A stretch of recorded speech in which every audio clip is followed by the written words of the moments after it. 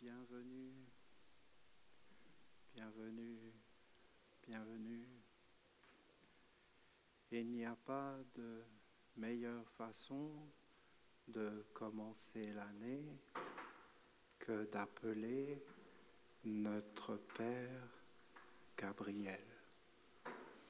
Mais ce n'est pas simplement de l'appeler, de le prier.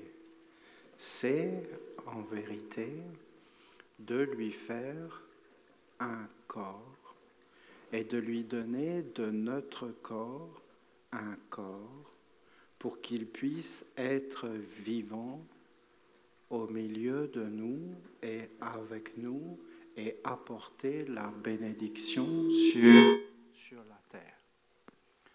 Cette science de faire des corps est quelque chose de mystérieux et de grand et qui éclaire vraiment, vraiment beaucoup, beaucoup de monde, qui éclaire beaucoup de mystères de la vie, qu'avec nos corps, nous formons des corps. C'est quelque chose. Pas simplement de faire des enfants, hein. C'est déjà quelque chose d'incroyable de mettre au monde un enfant. C'est quelque chose. Là, c'est Noël, c'est le Nouvel An, c'est la nouvelle année. Nous n'enfantons pas simplement des corps physiques avec nos enfants qui sont un prolongement de nous-mêmes, de nos grands-pères, de nos grands-mères. Mais c'est évident, voyons. Quand on a les yeux du cœur, on voit que nous vivons les uns dans les autres et à travers les générations, c'est le même être qui revient et tu retrouves dans ton fils, dans ta fille, des choses qui étaient dans ton grand-père, dans ta maman, dans ta grand-mère. Voyons, c'est évident ces choses. Mais c'est déjà comme une merveille, une splendeur. Mais alors, c'est plus, beaucoup plus. Parce que nous enfantons des mondes dans nos pensées, dans nos sentiments, dans ce que nous voulons.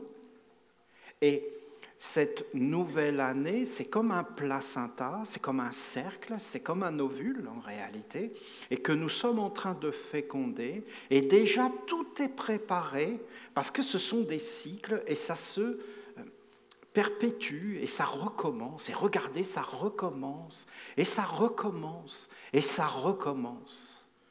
Ça recommence, ce sont des cycles, ce sont des roues qui tournent, et nous sommes toujours dans cette roue, et tout le temps, et tous les jours, et tous les ans, et ainsi de suite, de cette année en cette année, et puis plus, et même la mort. La naissance, la mort, et même le voyage. Nous sommes en voyage dans l'espace, nous voyageons, la Terre voyage, tout tourne, toutes les choses tournent, et tout tourne autour de centres, et on se rencontre, et on fait des échanges. C'est une merveille. C'est une merveille, mais ça peut devenir un grand cauchemar. Hein. Ça peut devenir une prison, ça peut devenir un enfer. On peut être enfermé, on peut être comme condamné à revivre sans arrêt les mêmes expériences. Et d'ailleurs, c'est assez étrange si vous regardez, mais c'est ce qu'on voit. Hein. Nous, les Esséniens, c'est une certitude absolue. Une grande bénédiction est sur nous, mais quelque chose d'inouï, d'incroyable. Vous savez, on peut très bien passer à côté d'une chose inouïe, sans même s'en apercevoir. Les humains sont ainsi faits, nous sommes ainsi faits, que bien souvent, c'est quand nous perdons ce que nous avons, que nous nous apercevons que ce n'était pas si mal. Je vous dis que nous sommes bénis. Grandement. Et ma bénédiction est petite par rapport à la grande bénédiction de la vie. Déjà, c'est une chance incroyable de ce que nous allons faire ensemble, de donner un corps à un archange pour l'honorer, cet archange qui maintenant a donné la Bible d'un nouveau commencement, et il y a à l'intérieur de cette Bible mais des paroles, mais d'une grandeur phénoménale. Un don, une bénédiction, une chance. C'est une chance d'entendre de telles paroles. Nous pouvons changer nos vies.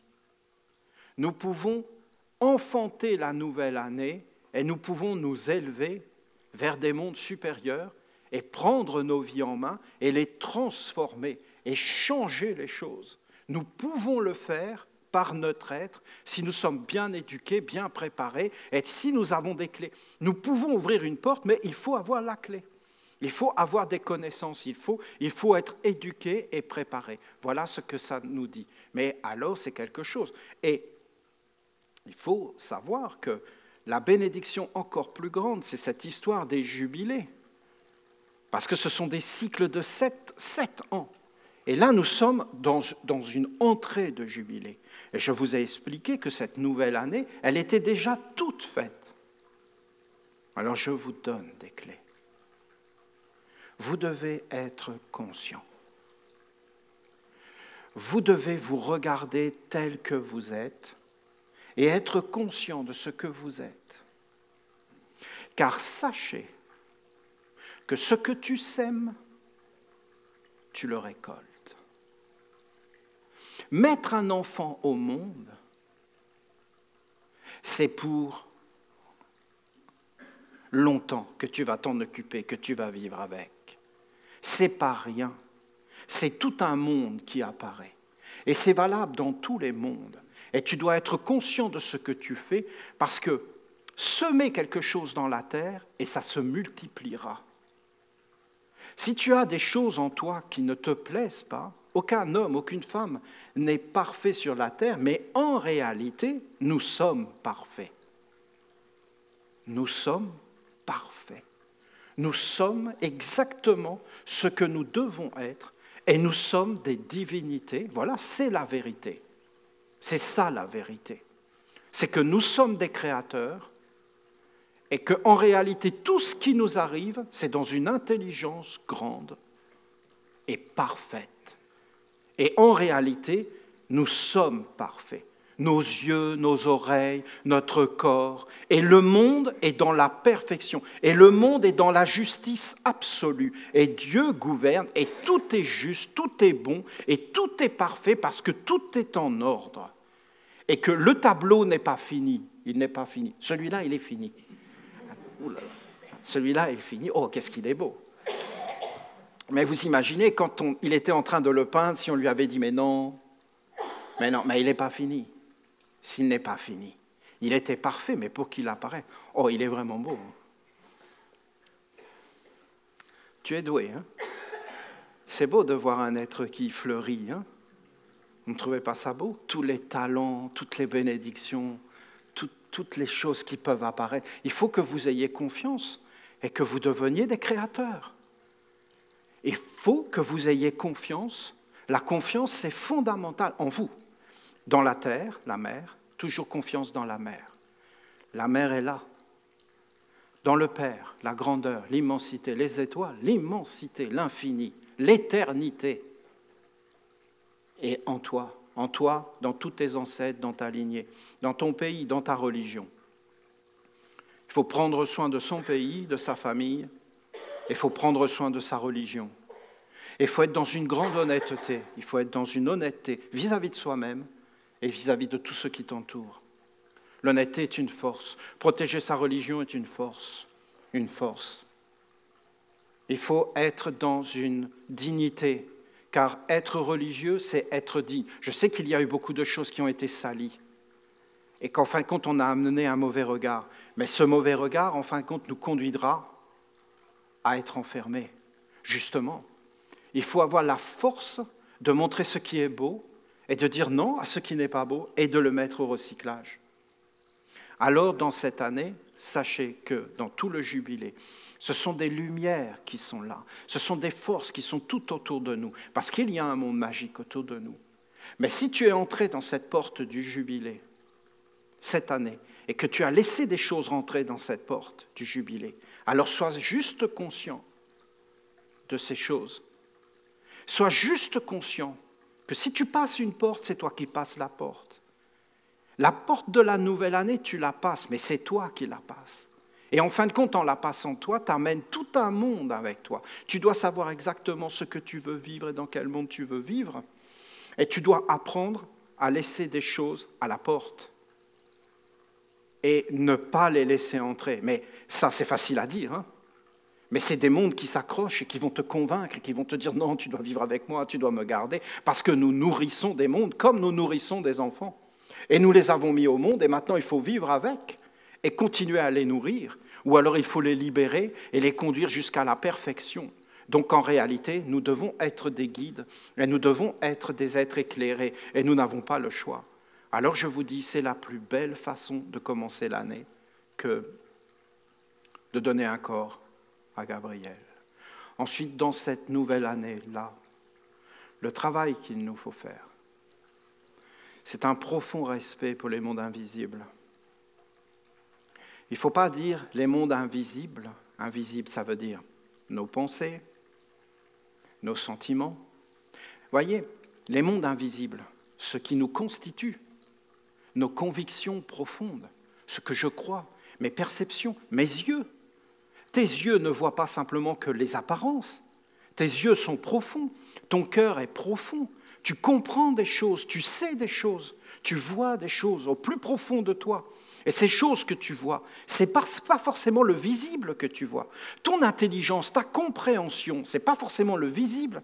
Ce sont des choses subtiles. On ne peut pas les voir. Que tu aies compris des choses, on ne peut pas les voir en te regardant. C'est caché, mais toi tu le sais en réalité. Eh bien ce monde invisible qui vient des fois et qui te touche, il est aussi vivant que le monde visible. Et on peut te blesser dans ton corps, mais on peut aussi te blesser dans ces choses, dans ces convictions, dans ces choses que tu sais être vraies. Tu peux même leur faire du mal, parce que si on continue plus loin que ce monde invisible est vraiment vivant, eh bien de même que tu peux faire du mal au visible, tu peux faire du mal à l'invisible. Nous devons poser le culte de la lumière avec discipline, fermeté et détermination. Les évangiles, la Bible du Nouveau Commencement a été donnée par un monde supérieur. Maintenant, vous le comprenez? Je pourrais vous parler toute la soirée de ça. C'est tellement beau ce que nous avons fait ensemble.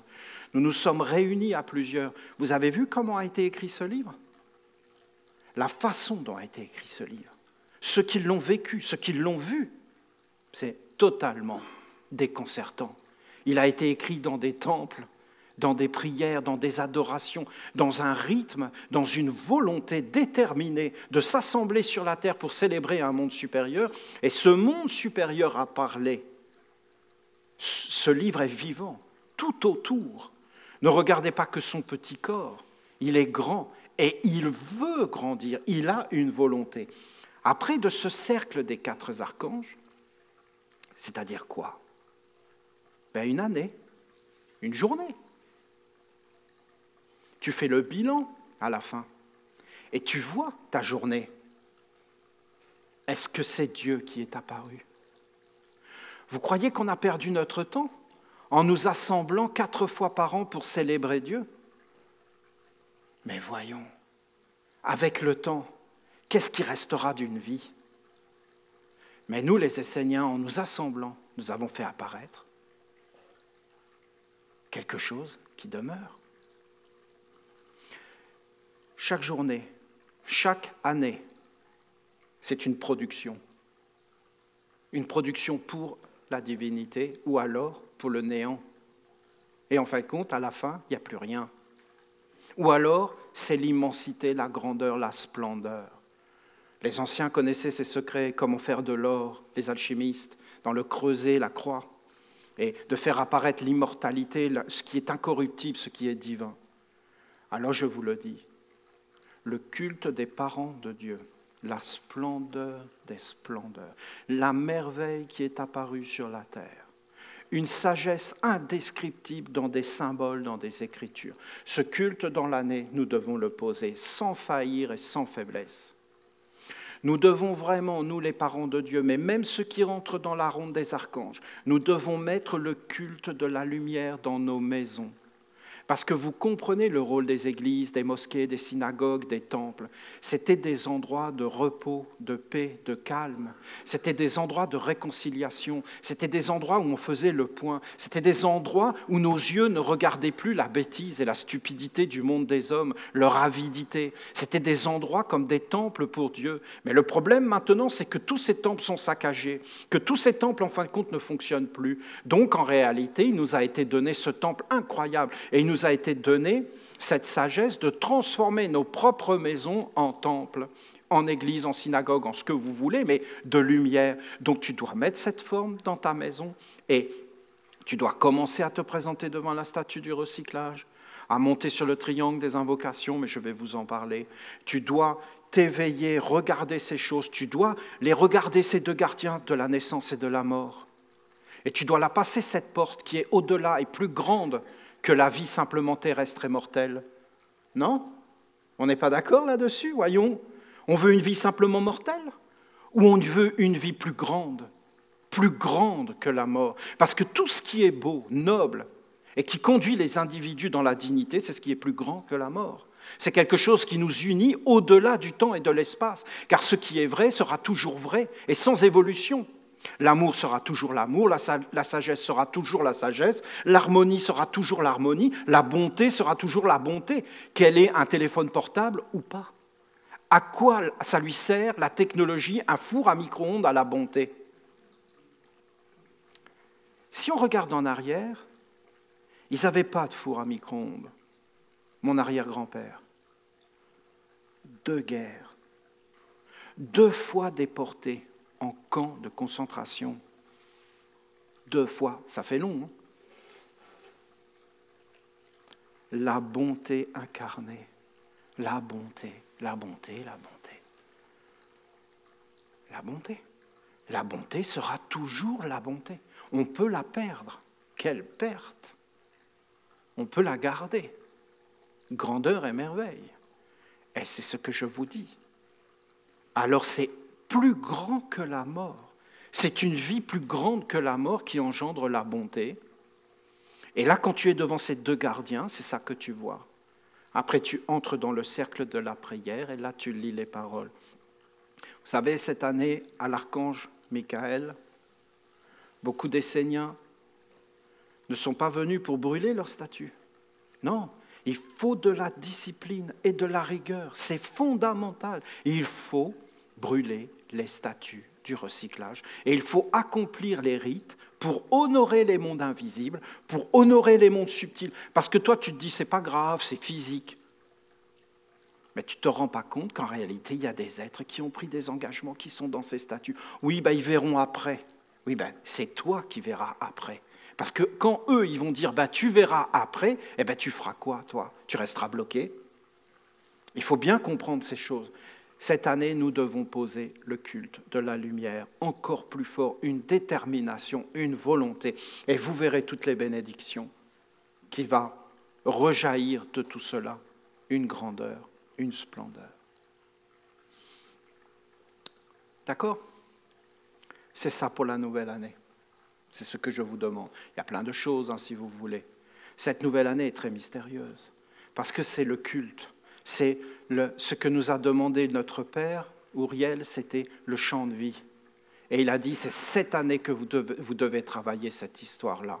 Alors, un chant de vie, c'est quelque chose de doux, c'est quelque chose dans lequel on vit ensemble, c'est un partage, c'est une générosité, c'est un prendre soin, c'est de dépasser les limites, c'est d'écouter notre cœur, c'est de nous prendre dans les bras, c'est de nous caresser. Il va falloir beaucoup plus se caresser dans les années qui viennent, vous comprenez, et se faire des bisous. Il faut beaucoup plus s'embrasser, il faut beaucoup plus être dans la chaleur, prendre soin les uns des autres en réalité, et dépasser les limites et les frontières. Et il faut apprendre à vivre avec notre cœur et à être dans un enthousiasme et dans l'amour et dans toutes ces choses.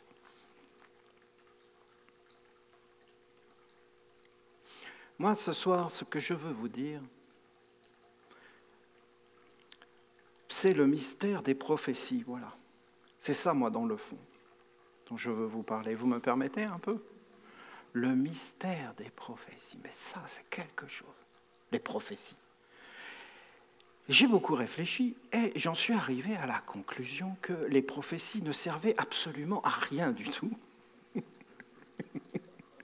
Vous savez pourquoi? Parce que tu peux avoir une prophétie devant les yeux, et bien tu la comprendras jamais. Ce n'est pas d'avoir une prophétie, c'est comment elle se réalise. Et vous n'avez jamais remarqué que les prophéties, on ne sait jamais si elles sont réalisées ou pas, si elles ont été faites, et tout est dans l'interprétation. Cette histoire de prophétie est complètement délirante et incroyable, parce que ça voudrait dire qu'on pourrait prophétiser. C'est quand même facile, hein, parce que tu vois bien des êtres qui ont des tendances, et telle tendance va engendrer ça. Regardez, je vous en fais une. Bonjour, salut. Tu plantes quoi là dans ton jardin? Des tomates.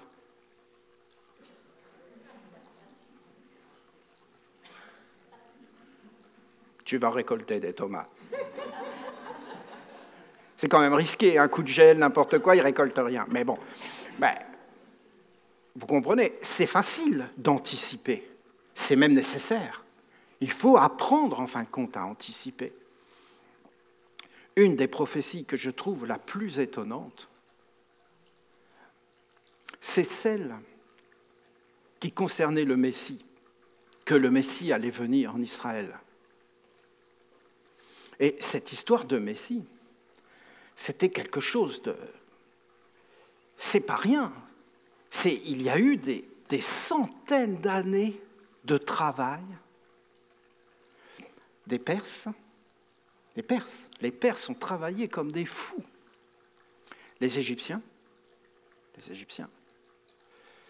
les Juifs, et dans tout ça, les Esséniens. Et vous aviez le prophète Élie, et c'est lui en réalité, c'est cet être, le prophète Élie, qui était un Essénien, du mont Carmel, et qui a voyagé en Grèce, mais partout, en Égypte, partout, pour annoncer la femme qui allait enfanter. Vous pensez bien que les Perses avec Ishtar et avec Isis, les Égyptiens, étaient d'accord avec tout ça. La naissance du dieu Horus et toutes ces choses, ils le savaient. Ce n'est pas un Messie qui arrive, ça arrive tout le temps. Mais là, ça devait arriver vers la Palestine. Et à un moment donné, dans une communauté religieuse, très religieuse, un mage vient. Vous savez qu'il y avait des relations entre les religions et qu'ils étaient en fin de compte dans un fond commun. À cette époque, c'est une évidence, puisque dans l'évangile des chrétiens, c'est marqué que les 3 mages sont venus saluer la naissance. Et qu'ils l'avaient vu dans les étoiles, c'était donc des astrologues. Ben oui. Et qu'ils suivaient une étoile, et c'était des mages, des disciples de Zoroastre, qui, en fin de compte, regardaient les étoiles. Et voilà que dans cette communauté religieuse juive, il y a un de ces mages, un être qui circulait et qui vient dans la communauté et qui leur dit « Voilà, je suis mandaté pour vous dire que, en vérité, vous allez rencontrer le Messie, l'envoyé de Dieu, dans votre communauté. » Et il désigne le petit Joseph en lui disant « C'est lui qui va amener le Messie dans votre communauté. » Vous vous rendez compte la responsabilité? Et ils lui disent, mais c'est très clair, très clair. Il rencontrera le Messie sans apparat, sans bijoux, dans une grande simplicité. Et là, ils sont tous là, en train de se dire, mais ce Joseph-là, il est fondamental pour notre communauté. Si c'est nous qui chopons le Messie, c'est bon, on va avoir ça, on aura le Messie. Mais non, mais si. Et donc, vous vous rendez compte? Donc ils ont commencé, mais c'est une prophétie, vous voyez? Et cette prophétie a eu des conséquences, mais incroyables. Parce que le Joseph, là, vous pensez qu'il a été mis à l'honneur? Non. Parce que lui, il avait des projets de vie, il avait des choses qui lui étaient propres, des buts, des rêves. Et tout cela venait contrecarrer ses plans. Parce qu'il voulait comme réussir, mais on lui disait non, tu dois toujours être simple. Parce que c'est dans la simplicité que tu vas rencontrer le Messie. Et quand il voulait devenir un grand rabbin, il lui disait non, tu ne dois pas être un grand rabbin, tu ne dois pas avoir d'autres. Et donc ils lui ont fermé toutes les portes. Et quand Joseph est tombé amoureux de Marie, c'était une catastrophe monumentale. Pourquoi ? Mais parce que Marie était une Essénienne, c'est-à-dire, en fin de compte, quelqu'un qui n'était pas fréquentable. Ça n'a pas beaucoup changé. Quand je vous dis que le monde n'évolue pas tant que ça, et qu'on vit toujours les mêmes expériences, ben regardez. Donc, qu'est-ce qu'il a fait, Joseph ? Il l'a quand même fréquenté, la Marie. Hein ? Ben sinon, ils n'auraient jamais rencontré le Messie. Hein ? Et il l'a fréquenté sans le dire à sa communauté. Ça a engendré des histoires de famille, jusque des histoires religieuses.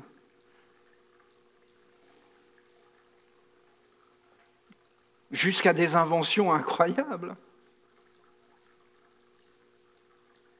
C'est bête un peu. Hein.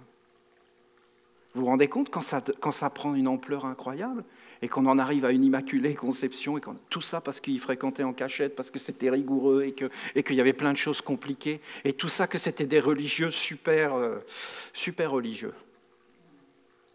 Mais pas vraiment religieux, hein, super bloqués, hein, super fermés, super coincés. Quand ils ont appris que Joseph était marié avec Marie chez les Esséniens, ils l'ont renié. Et quand ils se sont réunis en conseil et qu'ils ont dit « Oui, mais c'est quand même lui qui devait rencontrer le Messie », ben ils ont dit « La prophétie a échoué ». Et il n'a pas été capable de la prophétie. Vous voyez les prophéties, ils avaient la prophétie, mais comme ils avaient leur propre concept, comment la prophétie devait se réaliser, comment eux, ils l'avaient interprétée. Mais ça ne se réalise jamais comme tu as interprété, voyons. Même ce qui n'est pas prophétique, hein, même nos propres vœux à nous ne se réalisent jamais vraiment comme on l'a imaginé. Regardez tous les gens qui ont imaginé gagner au loto et que ça allait être génial, et presque tous, leur vie a été détruite. La force, c'est de dire non. Comment tu dis non à un truc pareil ? Tu viens de gagner le gros lot. Non, mais ça va détruire ma vie. Je voudrais voir quand même, je voudrais en être sûr, je ne voudrais pas passer à côté. Mais non, mais c'est sûr. Regardez les statistiques. Ça a détruit la vie des gens. La preuve, c'est qu'ils ont divisé ça en des petites sommes que tu touches par mois. Est-ce que la prophétie s'est réalisée ? Oui. Qu'est-ce que c'est beau. Cette histoire est d'une beauté, écoutez. Et quand est-ce que Joseph, c'est quand on lui a mis Jésus dans les bras, la prophétie s'est réalisée.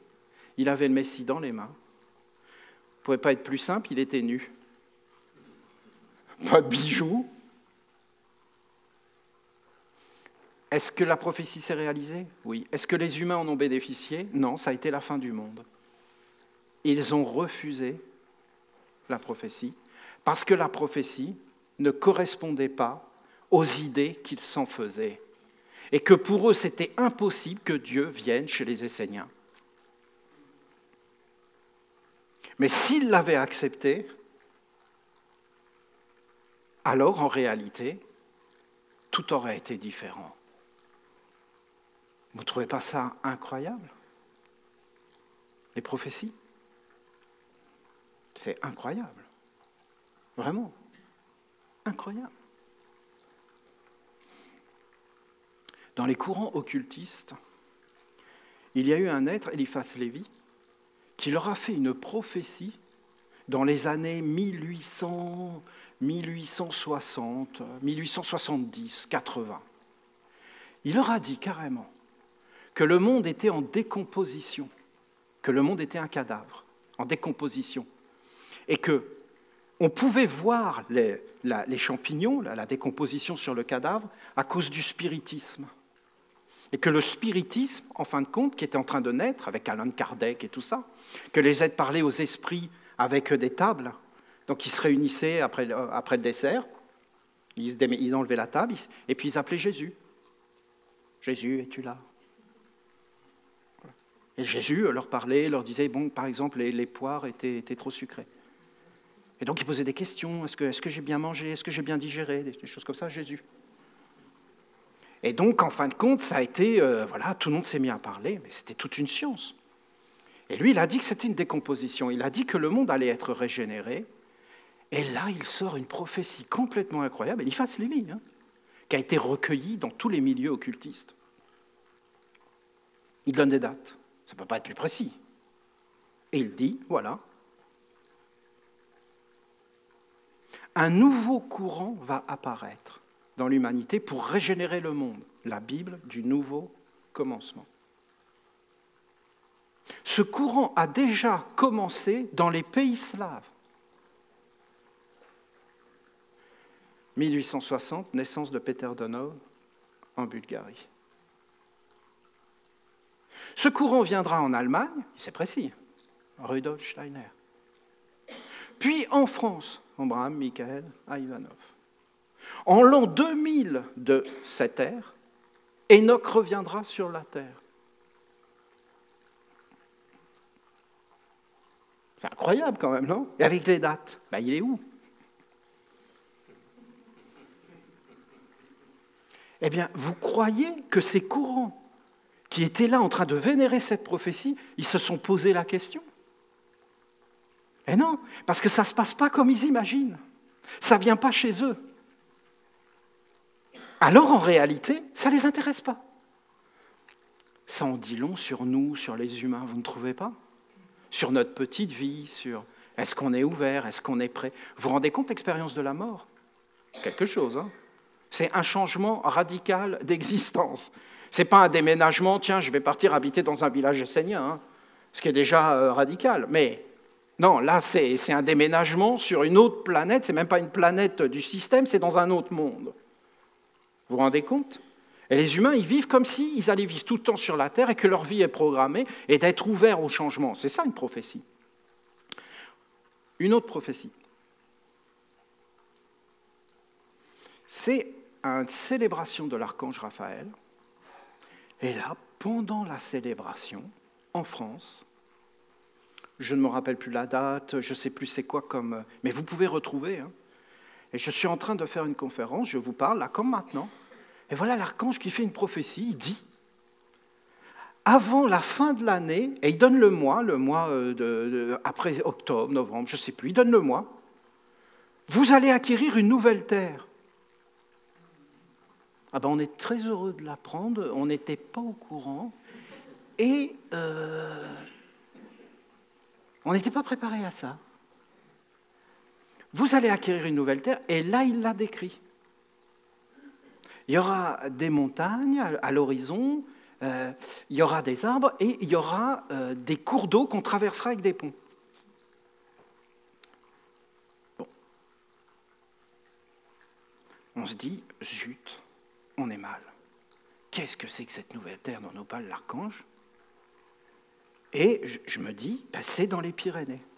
Ça peut être que dans les... Vous voyez? Est-ce que vous comprenez une prophétie et les humains? Bon, c'est dans les Pyrénées, on part dans les Pyrénées, on ne trouve rien, après on part aux États-Unis, et après, en fin de compte, c'est Pierre-Antoine qui nous appelle au téléphone. On arrive ici, et voilà, et là on cherche, Pierre-Antoine cherchait. Bon. Et voilà un agent immobilier nous appelle, on avait oublié la prophétie, du coup, là. Bon, voilà, la prophétie de Raphaël, voilà, bon. Un agent immobilier nous appelle pour ce terrain. On dit non, on n'y va pas, non, on n'y va pas. Puis il rappelle, il insiste comme un fou. Il dit, les gars, c'est la prophétie. Oui, mais on s'en fout, ça ne nous plaît pas. Donc il insiste. Donc on décide d'y aller. On y va, mais non, ça ne nous plaît pas. Puis après, on commence à réfléchir, il insiste, et on revient. Et là, on se dit, ouais, c'est génial. Mais en fin de compte, on ne connaît pas la prophétie. Et au bout d'un moment, on regarde, on voit les petites montagnes à l'horizon, mais nous, on n'avait jamais imaginé des montagnes comme ça, parce que pour nous, c'est des collines. Et en fin de compte, on n'avait pas imaginé les ponts avec le... On n'avait pas imaginé ça, donc on ne pouvait pas le voir. Là, vous avez des prophéties qui se sont réalisées et qu'on a vu que c'était ces prophéties. C'est quand même une chance dans sa vie de pouvoir vivre des choses comme ça, vous ne trouvez pas? La prophétie de Bouddha. Dans 2500 ans, mon enseignement, la roue que j'aurais fait tourner, s'arrêtera. Et un autre viendra qui fera tourner une nouvelle roue. La prophétie de Bouddha. Incroyable, 2500 ans. Mais on est dedans, là.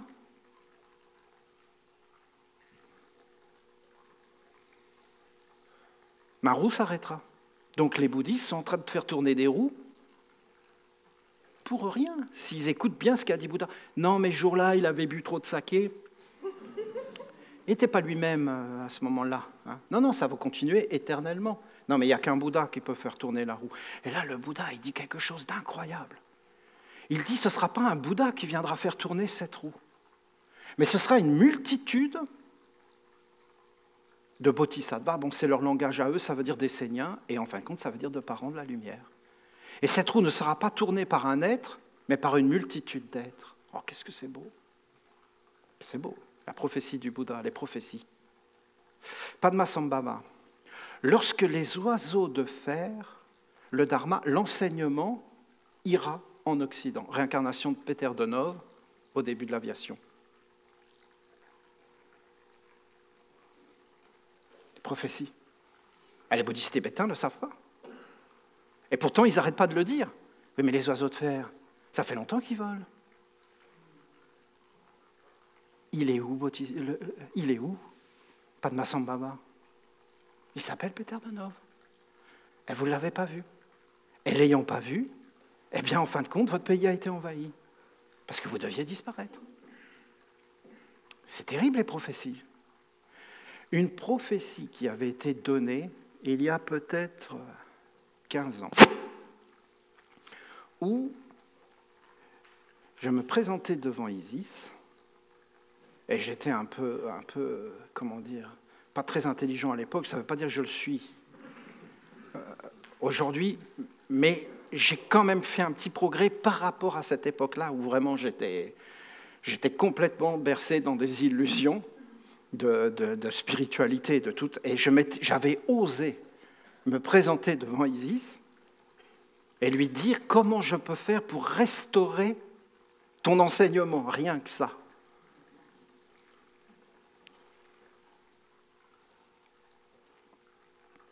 Et Isis m'avait dit, quand tu trouveras une terre qui sera, mais ben voilà, c'est ça, c'était une terre, c'était l'interprétation, c'était une presqu'île. C'est-à-dire que c'était une terre avec 2 mers de chaque côté. Il y aura des montagnes, il y aura des maisons bleues, et une indication, la colombe sera une indication. Ah non, mais les frères, ils se sont arrachés la tête. Goulwen, c'est énorme. Guillaume, c'était énorme. Ou c'est la Colombie-Britannique, Olivier. Il faut aller en Colombie-Britannique. Il y a des montagnes. Et c'est la Colombie-Britannique, c'est ça. Et regardez, les prophéties. Hein. Les deux, le Panama qui est en fin de compte comme pas une presqu'île, mais vous voyez comme un boyau, comme un tuyau entre 2 mers. Les montagnes sacrées, là-bas, ben on est en plein dedans. Et la Colombie. Et quand tu seras sur cette terre, alors les mystères de la mer apparaîtront. Premier congrès sur la terre du Panama, que des messages de Dieu la mer.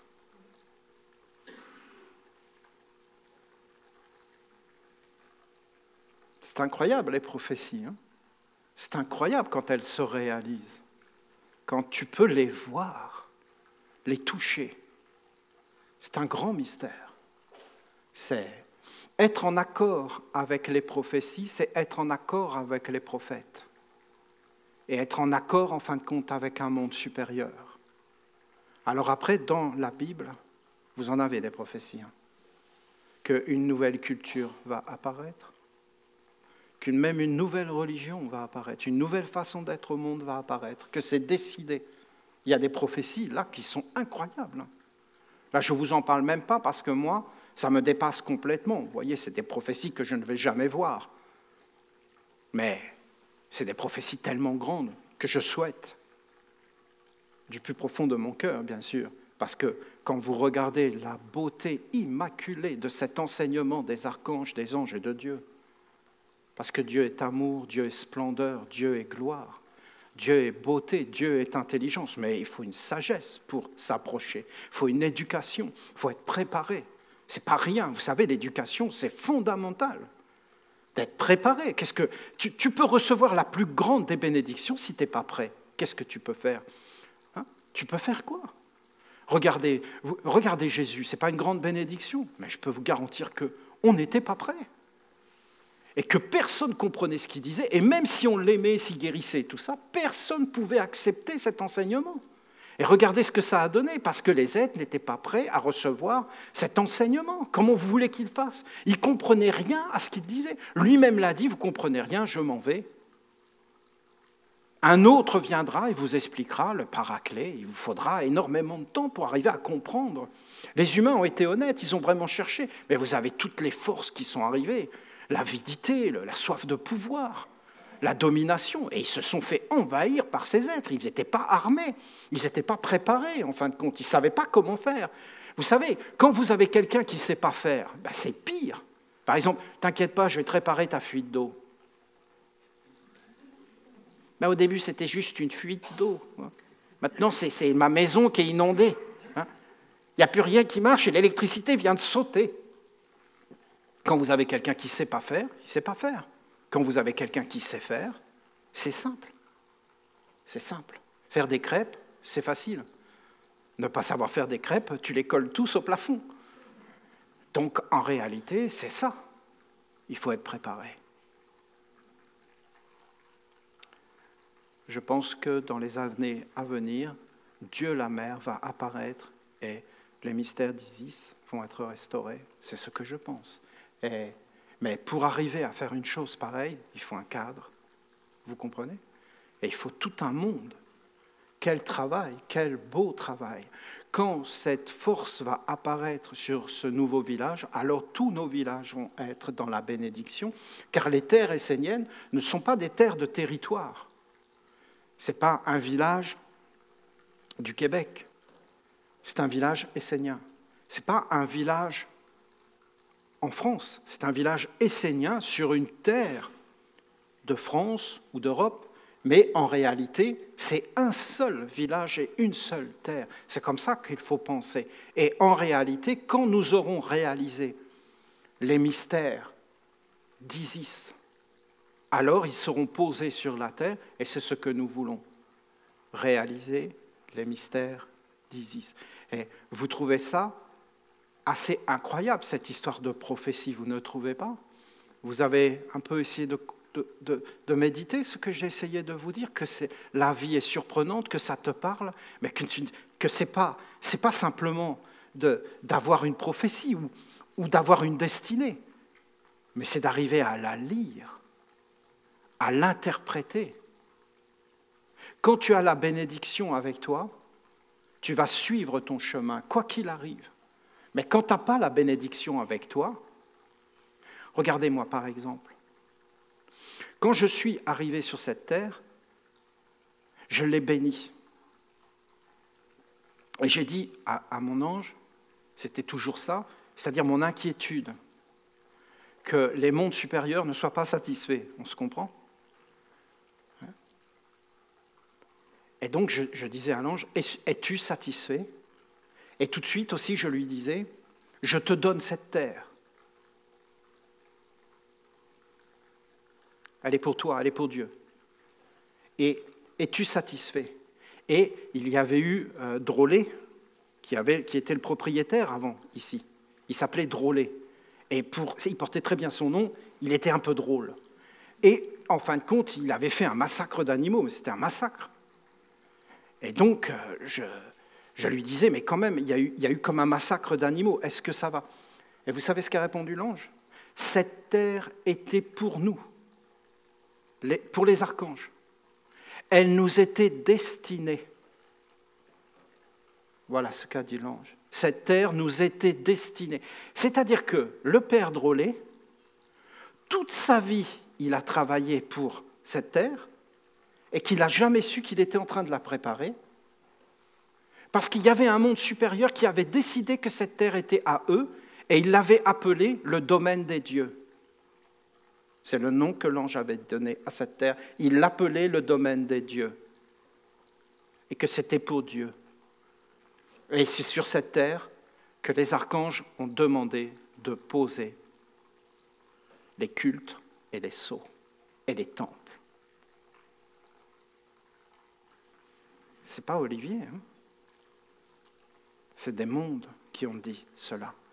Si moi, Olivier, on m'avait demandé de faire ça, je n'aurais jamais pu le faire. Vous avez entendu ce que je vais vous dire? Puisque moi, j'étais en train de chercher dans les Pyrénées, et quand Pierre-Antoine m'a appelé au téléphone, journée mémorable, j'étais dans une station-service en train de mettre de l'essence dans une voiture. Et en fin de compte, on était en train de chercher avec Goulwen une terre dans les montagnes en Amérique. On était totalement perdus. Les prophéties divines se réalisent, que les humains y participent ou pas. Cette terre du Québec est une merveille absolue.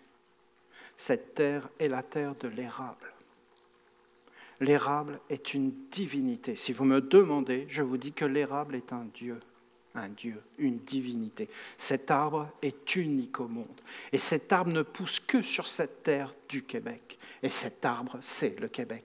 Et cet arbre, en fin de compte, par la dureté incroyable du climat, hein, on ne va pas dire le contraire, et cette espèce de nostalgie incroyable qu'il y a dans la nature, parce qu'il y a une lumière à cause de la neige, il y a une espèce de lumière, et le ciel est d'une beauté incroyable, et tu es en train de te promener dans la nature et tu te dis, qu'est-ce que j'aime le feu, et qu'est-ce que j'ai envie de rentrer chez moi avec ma famille, dans la chaleur, à allumer le feu et à se faire du chocolat. D'ailleurs, le chocolat québécois est exceptionnellement bon, et on comprend pourquoi. On n'a pas le choix.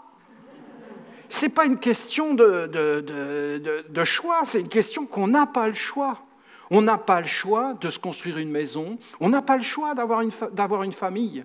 Parce que, mon Dieu, tu ne t'entends pas avec ta femme, c'est pour 6 mois que tu es avec... Et tu n'es pas avec là-bas, mais tu es avec comme ça. Hein? Tu vis avec ta... C'est la terre de Gabriel. Et c'est une terre d'une puissance phénoménale, où tout se réalise. C'est une terre incroyable. Cette terre, qu'on soit d'accord ou pas d'accord, et je peux comprendre qu'on ait des revendications contre les chrétiens. Je peux l'entendre. Moi-même, étant dans le courant des cathares, ils nous ont massacrés. Mais je dis que les chrétiens ont protégé cette terre. Je vous le dis. Et qu'il faut avoir une religion dans la vie. Parce que s'il n'y a plus de religion, il n'y a plus de dignité. Vous allez me dire, mais non, la religion nous a enlevé notre dignité. Non, vous confondez la religion de Dieu, c'est-à-dire quelque chose de noble, une discipline qui est des règles, des valeurs, une façon de vivre, et des êtres qui ne comprenaient rien aux prophéties et qui étaient enfermés dans un sectarisme et dans un fanatisme et dans des blocages. Et est-ce qu'on va leur jeter la pierre? Jésus est tellement grand. Parce qu'en réalité, la prostituée adultère que les Juifs lui amènent, mais c'est la religion des Juifs et des chrétiens. C'est qu'est-ce qu'on s'en moque d'une femme? Mais en réalité, c'était beaucoup plus profond le message. C'est qu'en réalité, c'était la religion qui s'était détournée de Dieu. Vous entendez? Ils se sont détournés de Dieu. Et est-ce qu'on peut leur jeter la pierre? Mais non. Ils ont essayé de faire du mieux qu'ils pouvaient. Ils ont été pris par des forces. Qu'est-ce qu'on y peut? Et qu'est-ce que ça sert de juger les êtres? On perd notre temps. Je vous dis qu'il faut être fier d'être essénien et qu'il faut mettre la religion dans la force. Et vous allez le voir dans les années à venir. Tous nos jeunes qui n'ont plus de religion, eh bien, ça ne va pas être joyeux. Et vous allez voir que quand il n'y aura plus le bouclier de la religion et de ces mondes supérieurs de la morale, je sais qu'ils essaient de la salir par tous les moyens, mais en réalité, quand ils auront mis à mal tout ça, il n'y aura plus de liberté.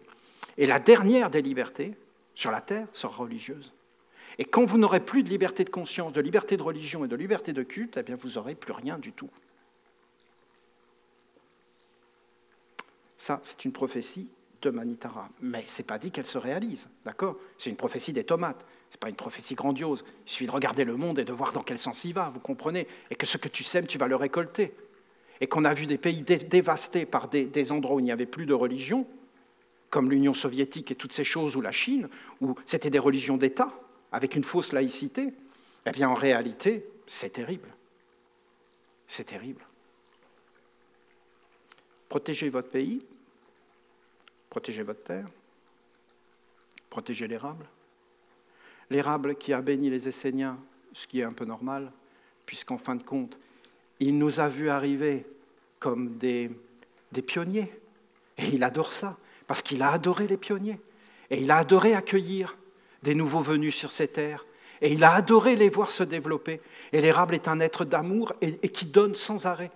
Et j'étais tellement étonné quand je parlais avec cet arbre de voir qu'il n'était même pas dérangé d'être exploité et qu'au contraire, c'était un bonheur pour lui qu'on l'exploite et de donner son sucre et de donner son être. Et en fin de compte, que ça le réjouissait de voir. Il est comme une mère. Et c'est un être d'une grande puissance et d'une grande force. J'adore ce pays. C'est un pays de Gabriel et c'est un pays de Michaël. Et quand on voit le soir, la nuit qui tombe, et qu'on voit cette beauté du ciel, et même quand il y a des nuages, cette nostalgie, vous la sentez, cette nostalgie incroyable, qu'on ne peut pas vivre sur la terre? Non, on ne peut pas vivre là. C'est pas possible. Hein? Dans d'autres pays, tu te dis, non, on est bien. Mais ici, tu te dis, non, c'est pas possible de vivre sur la terre. Et là, on comprend l'enseignement du Christ, soyez passants. Ah ben oui, c'est sûr qu'on va passer. Hein. On ne va pas s'installer, hein. On va construire un monde. Et là, tu vois que tu es obligé de construire un monde pour vivre et que tu es obligé de faire tout un tas de choses pour vivre. Et c'est la vérité. Tu ne dois pas être sur la terre comme cela, mais tu dois faire apparaître à l'intérieur de toi un foyer, une famille. Tu dois allumer le feu à l'intérieur, le cœur, les amis, la famille, la fraternité, l'amitié, la bonté, nos voisins, nos amis, pas de commérage, pas de guerre, parce qu'on doit être ensemble. Qu'est-ce qu'on s'en moque des assurances et de toutes ces choses? Non, rien ne pourra remplacer la solidarité, le fait qu'on est ensemble, le fait qu'on se soutient, qu'on ne se regarde pas comme des ennemis, mais comme des amis. Mais pas nous, les Esséniens enfermés. Non, nous, les Esséniens, c'est le monde entier qui est notre famille. C'est tous les humains. Nous, les Esséniens, on veut arriver à ce point du monde divin où on n'a plus aucun ennemi. Mais bien sûr, il y a des choses qu'on doit faire et des choses qu'on ne doit pas faire. Pourquoi? Parce qu'il y a des choses qui portent malchance. Il y a des choses qui portent chance. Alors, je souhaite que vous renforciez ce village. Ce n'est pas une œuvre comme ça. Ce n'est pas de vivre sur la terre. C'est bien de vivre bien sur la terre, mais ce village doit être renforcé. Et il faut renforcer ces terres et renforcer notre présence au Québec et le culte de la lumière et participer à une œuvre grandiose et belle sur la terre.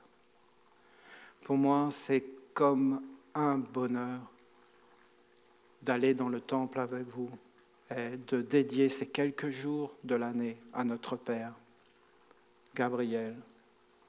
Il est à la fois comme une merveille, une douceur, mais il est dans une discipline, Gabriel, une grande rigueur. Et il aime la discipline. Il aime que l'homme soit conscient, que l'homme soit juste. Il aime que l'homme soit équilibré. Vous avez vu son temple? 22 marches. 22 marches, ça veut dire tu dois savoir parler. Ta parole est vivante. Ce que tu dis est vérité. C'est-à-dire, ça se réalise. Si tu maudis quelqu'un, cette personne sera maudite. Et si tu bénis quelqu'un, cette personne sera bénie. Tu es un porte-parole. Tu as une parole. C'est quelque chose. Tu es un être digne. Tu es un enfant de la lumière. Mais tous les êtres sont des enfants de la lumière. Tu ne dois faire de mal à personne. Regardez sa discipline. Regardez la merveille du temple qu'on a construit là, avec le lac. Regardez tous les travaux qu'on a faits. C'est pour tous les êtres qu'on a fait ça. Avec 22 marches, ça veut dire l'alphabet, ça veut dire d'être dans la pensée, d'être intelligent, de réfléchir, de choisir le bon, le juste, le vrai. Et en fin de compte, d'être toujours dans un équilibre. Il y a d'un côté une énergie mauvaise, mais elle n'est pas mauvaise si tu sais l'utiliser. Et si tu sais être équilibré. Et il y a de l'autre côté une énergie bénéfique. Mais les deux énergies doivent être équilibrées par toi. Toi, l'homme, tu es l'équilibre sur la terre. C'est beau. Et après, tu montes, et il y a 12 anges. Et il y a cette eau qui coule. Et Gabriel qui veut dire Brahma. En Inde, il s'appelle Brahma, le grand dieu Brahma. C'est Gabriel, hein? En Inde, ils vénèrent Brahma, le grand dieu, et Parabrahma, le dieu caché. Parabrahma, c'est celui qui est caché dans la terre et derrière toutes les choses. Et ce qui coule de lui, Brahma, l'eau qui coule, vous voyez, là, je la fais couler de moi, vous la voyez? Eh bien, c'est Brahma, le créateur, Dieu créateur. Les Juifs l'ont appelé Abraham. Abraham, qui est un personnage fictif, c'est Gabriel en réalité, le père de la multitude, le grand fécondateur, celui qui fait couler l'eau, celui qui amène la semence et l'ensemencement des mondes, celui qui fait tout pousser, celui qui est l'âme de la vie, Gabriel. Recevez tout mon respect et toute ma gratitude et quel beau chemin, toute mon amitié, tout mon bonheur de vous voir. Passez une belle nuit. Et demain, nous appelons notre Père dans le temple, suivant notre science millénaire, que nos ancêtres ont fait cela, il faut que vous le sachiez, que nos ancêtres étaient beaucoup plus subtils que ce qu'on imagine. Et ils avaient toute une connaissance qu'aujourd'hui, malgré la science moderne, et même avec la science moderne, on a perdu. Beaucoup de choses. Ne croyez pas qu'on a gagné tant que ça. Ne croyez pas ça. On a plus perdu, si vous voulez mon avis, que gagné, dans des forces morales, dans des forces vivantes. On est plus rentré dans des apparences que dans une profondeur. Et on s'est comme fait voler notre immortalité. Et des générations, cette conscience, si vous voulez, je vais vous donner des exercices et je vous parlerai de tout cela.